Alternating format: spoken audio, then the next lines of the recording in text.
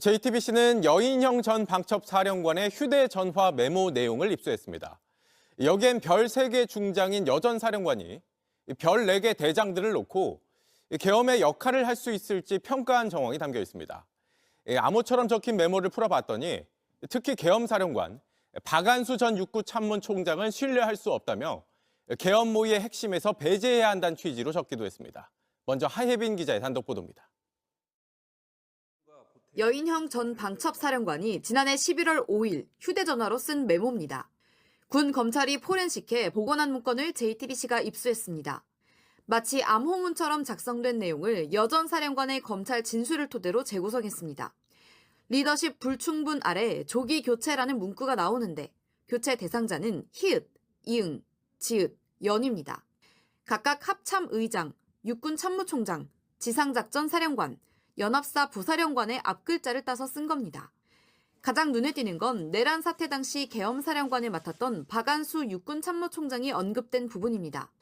신뢰할 수 없다, 아무것도 모른다, 감정만 앞선다고 적혀 있습니다.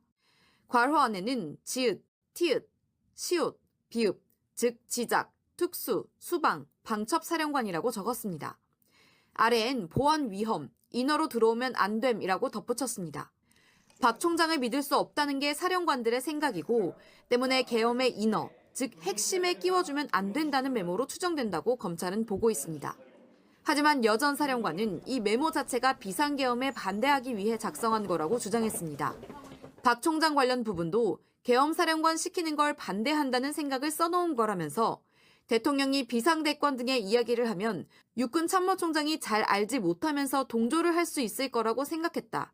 즉 박 총장이 계엄에 적극 가담할까 봐 반대했다는 취지로 진술했습니다. 하지만 검찰은 이 메모가 계엄 모의 과정을 뜻하는 걸로 보고 수사 중입니다.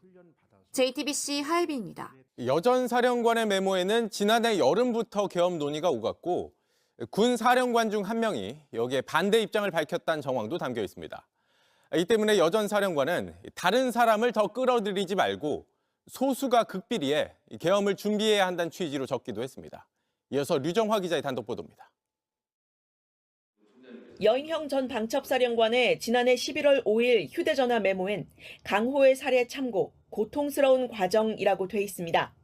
여기서 강호는 강호필 지상작전사령관을 뜻한다는 게 여전 사령관의 검찰 진술입니다. 강 사령관이 지난해 여름 계엄 얘기에 깜짝 놀랐다면서 계엄에 반대한다고 전역 지원서까지 들고 왔다는 겁니다. 고통스러운 과정이라는 문구는 당시 강호필도 반대했으니 다른